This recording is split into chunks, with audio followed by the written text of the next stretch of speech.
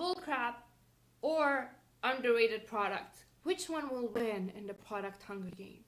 Well, if you want to find out, keep on watching.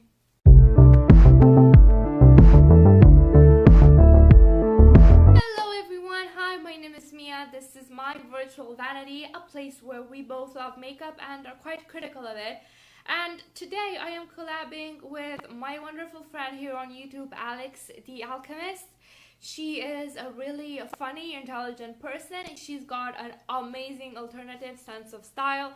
Her makeup is also always colorful and something unusual, something new, something fresh. So if you're into that, plus very intelligent discussion about the makeup industry, go check her out like right now. At the latest after this video, but preferably right now. I'm gonna link her channel down below as well as her side of this collaboration video. Now, this video is actually a tag. This is the underrated, overrated makeup tag. This was created by Georgia Harris and Biohazardous Beauty, and of course I'm gonna leave their channels down below. Whew, that was long-winded. I need to take a breath. Be zen. Okay, let's get this started. So, makeup brand. Which makeup brands do I find underrated and which one do I find overrated? Now, underrated, I think that's Kiko Milano. Now, Kiko Milano is an Italian-based brand, but they do have international sites and retailers. They're quite easy to get both in the US and in Europe as well. Why am I crooked? Yeah, I'm better now. They're easy to get internationally, and I find their products to be of such good quality at drugstore prices. Now, granted, I have not tried their eyeshadow palettes, but I have tried their lipsticks, I have tried their Kohl Kajal liners, I have tried their face products, their blushes, their highlighters, their limited edition stuff, their singles, everything is amazing. I have not found one single dud among them all, and the price can't be beaten for the quality, so I do recommend you go get them. I don't think they're getting the hype they deserve anywhere, like not in the makeup news websites, not in the review websites, not on YouTube, not anywhere. Go check them out. Now, as for overhyped makeup brand, I think it's a tie between Kylie Cosmetics and Don't Shoot Me Urban Decay. Now, Kylie Cosmetics, I find that it's mediocre to okayish quality, overpriced, just because it has Kylie's name on it. Now, I do admire her for managing to build this makeup empire up, but I do think that her products are way overhyped. And if it weren't like the influencer hype that happens, Nicole Consiglio, and so many more that hype up her products, I don't think it would have been so talked about. As for Urban Decay, this is a personal grudge I have against them because everybody on YouTube was fucking shilling their naked palettes, and when I did get naked palettes, I was like, this is just okay. I have been betrayed and lied to, and what have they done to me? Basically, I think that their quality is okay. Don't get me wrong. They deserve their price, but they're not like the be-all, end-all of mid-range makeup. I think there are much better brands out there that don't have the hype that Urban Decay gets. Up next, what is the most underhyped and overhyped collaboration? Underhyped. I have absolutely no fucking idea which collaboration was the most underhyped. I'm sorry, but yeah, actually, no. I do have an idea. The Angelica Nyquist Per Sigma, with Sigma I mean, eyeshadow brush collection. Now, she's hand-selected those 6 or 7 brushes, I think, which she likes best to use for her looks. And if you follow Angelica, she is a pro at colorful eyeshadows. So I totally would trust her when she says that those are the brushes she uses and the brushes that she enjoys to use for her looks. So yeah, I think I think not enough people talked about that collab. Like, go get her fucking brushes, because that girl knows what she's talking about. As for overhyped Dream Street, which was a ColourPop with Kathleen Light's palette, I do not get the hype over that palette. Everybody and their grandmother fucking loves the palette. I'm like, it's a neutrals palette with a pop of blue. 2 pops of blue. It's really nothing new. It's nothing special. It's there, and it's so beloved because Kathleen Lights worked on it. And that's the tea. Next up, most overhyped and underhyped makeup release. I'm gonna start with the overhyped, and that is the Urban Decay Born to Run. It's a repackaged Vice palette. Wake up, people! Wake up! It's a muddy, re-released Vice palette. It's 70% neutrals plus some pops of colors. It's nothing new. UD has played it you all. It's the same shit that they have released all over again. And you know why I'm so pissed at this release? Because the marketing was so goddamn insidious. It was one of the most clever, shrewd marketing tactics I've seen this year so far. Now, the fact that they've packaged everything with a travel theme makes you think of good places, of beautiful moments you've spent traveling, or of a different lifestyle that you wish you've had, or future travels that you've dreamed of. So they already elicit a positive response in you when you see the palette. I'm telling you, if you did not have that positive association with travel that marketing elicits from you, you would not be as hyped about that palette. And that's just my opinion. As for underhyped, why isn't anyone talking about the Nabla The Nude collection? It's gorgeous. It's beautiful. It's... Okay, I'm a Nabla stan, so I'm biased. However, I do think that they have done such a phenomenal job with the quality of this summer collection. Highlighters, blinding. Liquid eyeshadows, poppin'. Lipsticks, creamy and comfortable. How can you fault that collection, if ever? Next up, most underhyped and overhyped eyeshadow palette. Remember 5 seconds ago when I said that I was a Nabla stan? Well, here I am again. I think the most underhyped was the Nabla Soul Blooming palette. Now, it has received some wishy-washy reviews, and I don't doubt that the YouTubers that gave the mediocre reviews really meant it, but for me it works perfectly. Like, I do not have any issues with anything. It's my perfect palette. Like, if I had to keep one palette in my collection, I would keep that one.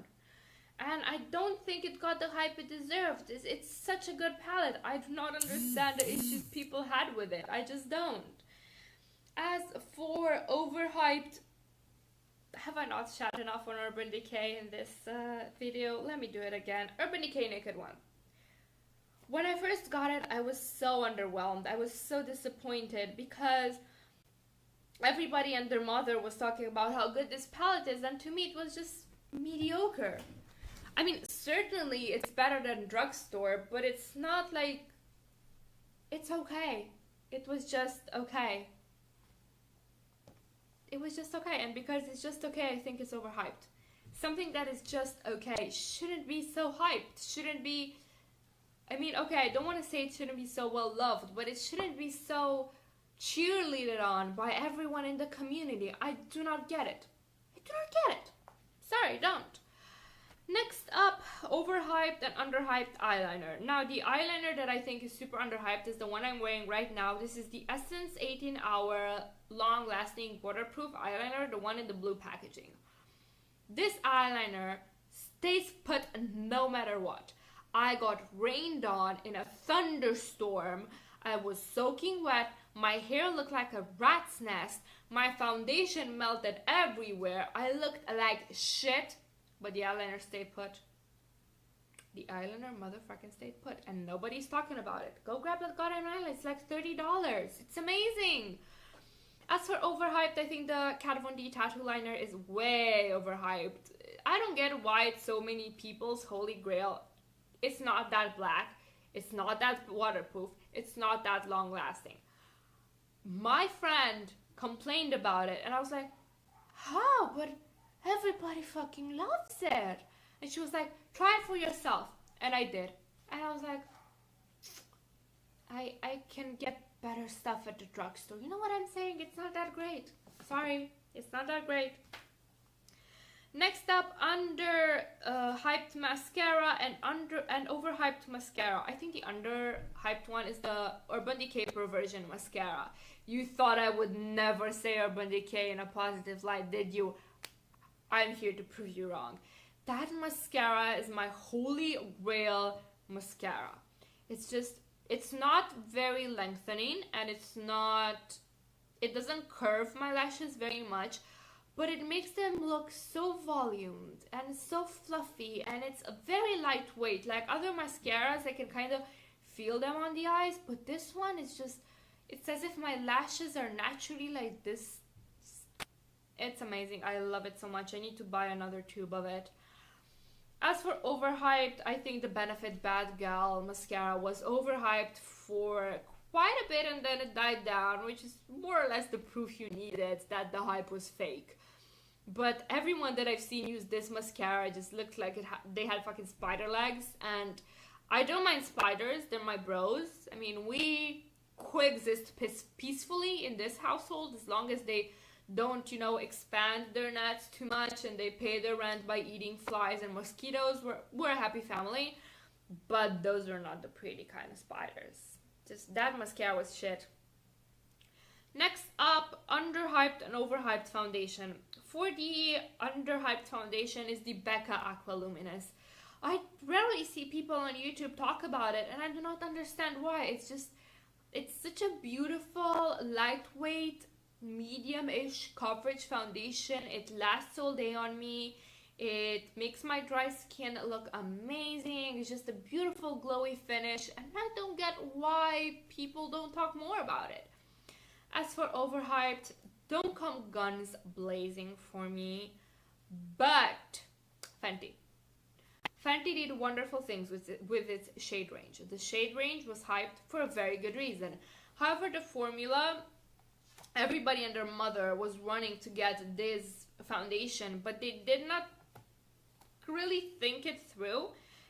This is a matte foundation. Matte foundations work best for oily people, and I saw dry-skinned people where the foundation literally looked like shit on their skin. It's okay. You can love something and still say that it's not for you. You can appreciate the good it did in the makeup world and still not buy it because it doesn't work for your skin tone. It's okay. Everybody's different. You don't have to buy into the hype. Next, we have overhyped and underhyped primers, and I'm going to talk about face primers and eye primers. For underhyped, I think the Revolution Core Eye Primer is amazing. It's a bit similar to the MAC Paint Pot, and it has different colors for different skin tones, from light to dark, and it's really good. It makes my makeup stay all day, doesn't crease, makes my colorful looks pop. I really do like it. For face primer, I don't think enough people talk about the Milani Prime Light Primer. It's a gorgeous, glowy primer. It makes my skin look so dewy and naturally glowing from within, and my foundation stays all day with it. Like, I've had a finicky foundation that works only with that primer. I don't know how the fuck. That's the Bourjois CT Radiance foundation, which I'm trying to pan currently. As for overrated, I think the Catrice Prime and Fine face primer is super overrated. Everybody gives it out as a good drugstore option, but to me, it didn't do much of anything. Like, it didn't control the oil in the T-zone. It didn't help with my pores. Maybe it made my makeup last as long as it regularly would. I don't know. I wasn't impressed. I passed it on to an oily friend, and I'm still waiting to hear from her if she did like it. But for me, it didn't do much of anything. As for eye primer, yet again a drugstore option. I think the Milani eye primer is overhyped. I don't like using it. It's got like this weird, people call it moussey, I call it oily.